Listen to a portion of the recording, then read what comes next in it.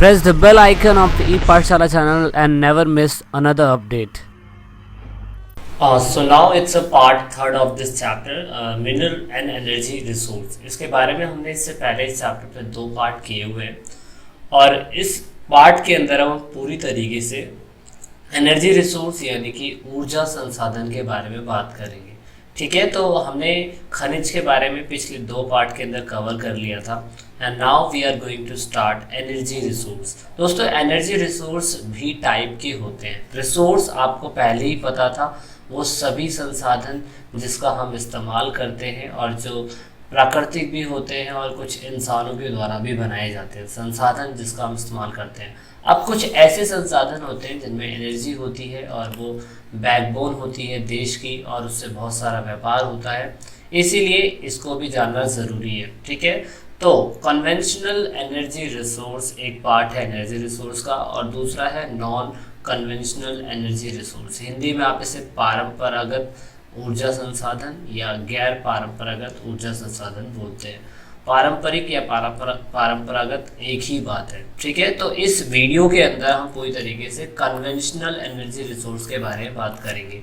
Conventional energy resource वही होते हैं जो रिसोर्स को बनने में काफ़ी ज़्यादा समय लगता है और जिनको एक बार इस्तेमाल करने के बाद दोबारा यूज़ नहीं किया जा सकता। ठीक है, तो इसीलिए इसे कन्वेंशनल एनर्जी रिसोर्स बोला जाता है। ठीक है, तो अभी हम एक एक करके समझते हैं कि कन्वेंशनल एनर्जी रिसोर्स कौन कौन से होते हैं और एनर्जी और हमारे देश के अंदर इसका क्या योगदान है। ठीक है, कन्वेंशनल एनर्जी रिसोर्स कुछ ऐसे होते हैं जो बेचने के लिए भी इस्तेमाल किए जाते हैं और कुछ ऐसे होते हैं जो बेचने के लिए इस्तेमाल नहीं करे जाते और नॉन कन्वेंशनल एनर्जी रिसोर्स ये सारे होते हैं। इनके बारे में भी हम डिस्कशन एक एक करके करेंगे।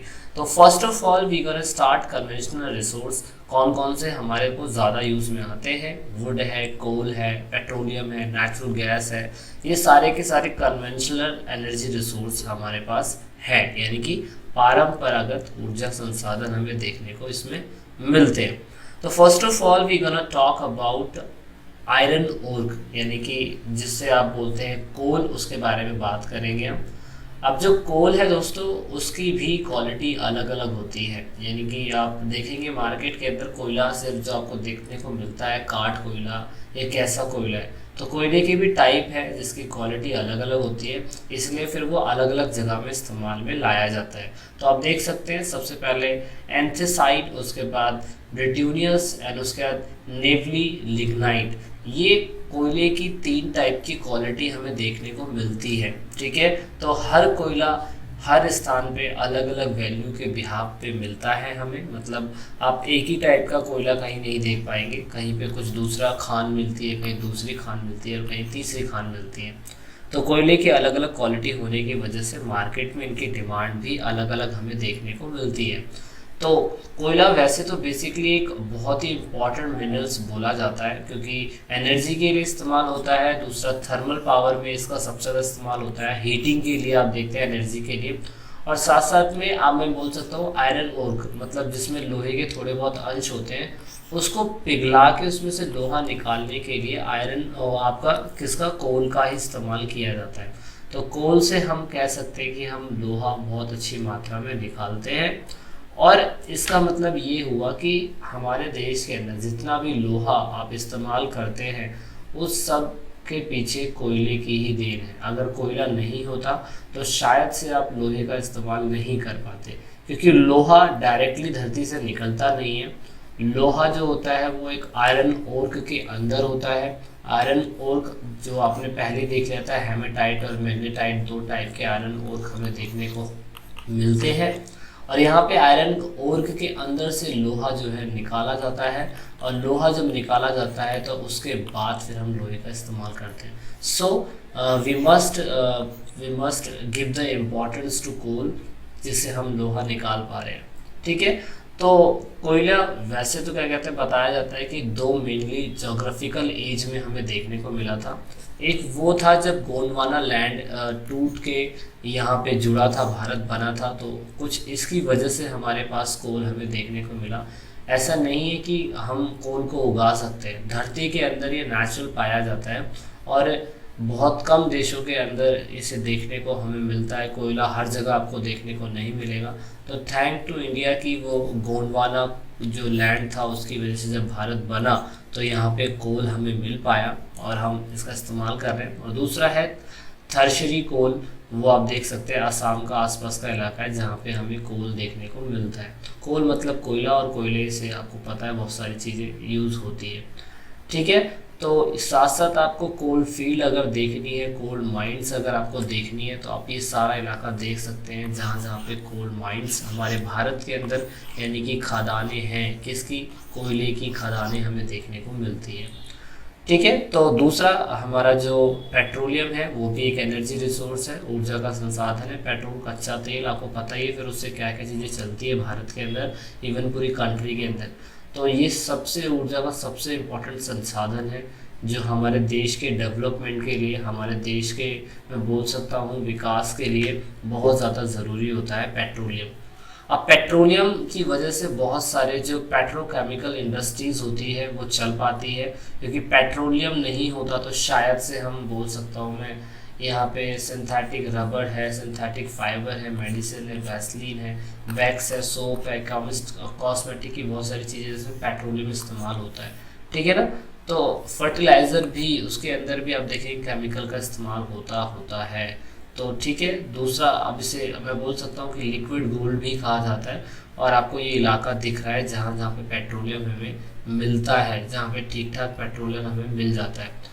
अब पेट्रोलियम जब हमें मिलता है तो आप देखेंगे पेट्रोलियम के साथ साथ हमारे पूरे के पूरे जो पेट्रोल के बाद जब वो रिफाइंड होके बनता है तो ऑयल रिफाइनरीज होनी ज़रूरी होती है, क्योंकि कच्चा तेल धरती से तो मिलता है लेकिन उस तेल का हम ढंग से इस्तेमाल नहीं कर पाते।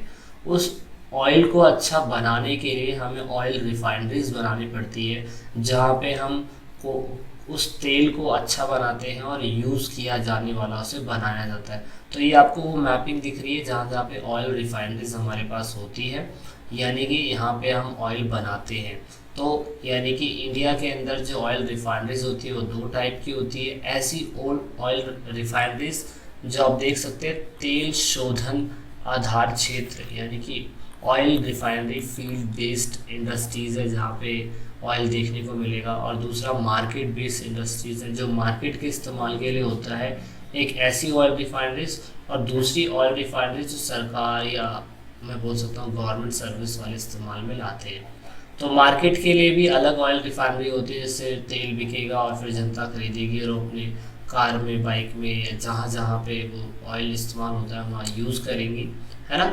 तो इसका इतिहास बहुत पुराना है। ठीक है, तो ये असम के अंदर आपको देखने को मिलेगा फील्ड बेस्ड क्या कहते हैं ऑयल रिफाइनरीज, और आपको जो मार्केट बेस्ड रिफाइनरीज है वो आपको यहाँ देखने को मिलेगा। यहाँ से ऑयल फिल्टर होता है और लोगों के यूज़ में आता है। ठीक है, तो ये ऑयल रिफाइनरीज आपको मैप के थ्रू दिख जाएगी, आपकी किताब के अंदर भी है जहाँ जहाँ पे ऑयल को क्या कहते हैं ठीक किया जाता है। सबसे फेमस जो आपके पेपर के अंदर आएगी वो ये आएगी फिल करने के लिए। ठीक है, तो नेक्स्ट बात करते हैं हम नेचुरल गैस की, जिसे आप क्या कहते हैं बहुत जगह इस्तेमाल में लाते ही लाते हैं, आपको पता ही है। तो मैप के थ्रू आप देख सकते हैं कि जो आपकी नेचुरल गैस पाइपलाइन है वो कहाँ कहाँ तक गई है और कहाँ कहाँ यूज़ हो रही है। ये और भी बढ़ेगी धीरे धीरे करके, ये सभी जगह फैलेगी जिससे व्यापार हो सके अच्छा, और हम पेट्रोल को ज़्यादा इस्तेमाल ना करके हम नेचुरल गैस का इस्तेमाल करें आग जलाने के लिए, कार चलाने के लिए, है ना।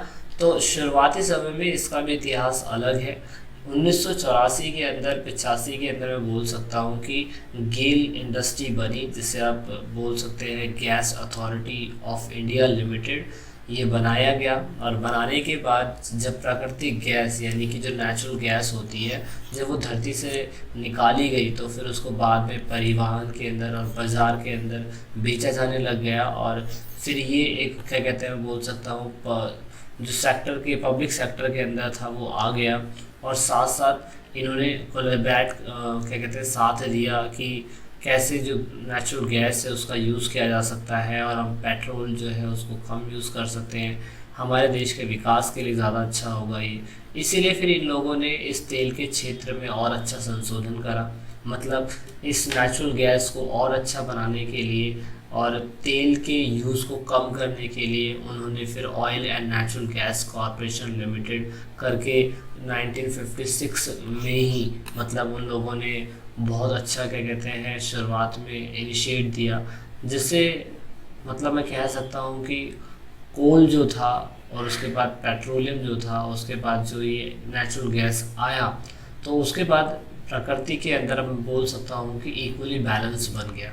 ठीक है, तो अभी के लिए आपने नेचुरल गैस भी देख लिया और आपने पूरे के पूरे वो सारे रिसोर्स पढ़ लिए जो कन्वेंशनल थे, यानी कि जिनको दोबारा नहीं बनाया जा सकता है, जिनको बनने के लिए लाखों साल लगते हैं। ठीक है, तो इसीलिए आप इन्हें पारंपरिक स्रोत बोलते हैं ऊर्जा के। ठीक है, so this is it in this video and let's meet in the last part of this chapter and this is the third part of this video. आपको जो जो इन्फॉर्मेशन अच्छी लगी हो कमेंट ज़रूर करिएगा, शेयर करिए ये वीडियो अपने दोस्तों के साथ। So this is it and let's meet in 4th part of this chapter.